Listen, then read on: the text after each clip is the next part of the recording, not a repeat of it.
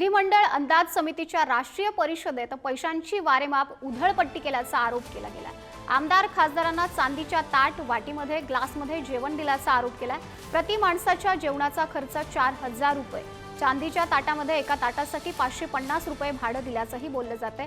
अंदाज समितीचे अध्यक्ष, सदस्य आणि अधिकारी मिळून 66 अतिथी उपस्थित होते। हॉटेल ताज पॅलेसमध्ये विशेष अतिथी तर ट्रायडंट हॉटेलमध्ये अधिकाऱ्यांची व्यवस्था करण्यात आली होती। काटकसरीचा सल्ला देणाऱ्या अंदाज समितीच्या परिषदेमध्येच सामान्यांचा पैशांचा अपव्यय केल्याचा आरोप करण्यात आलाय। चांदीच्या ताटात 4500 रुपयाचं प्लेट, 550 रुपये चांदीच्या ताटाचं भाडं, म्हणजे 5000 रुपये ची थाळी काय खालं असं की देण्याची गरज पडली।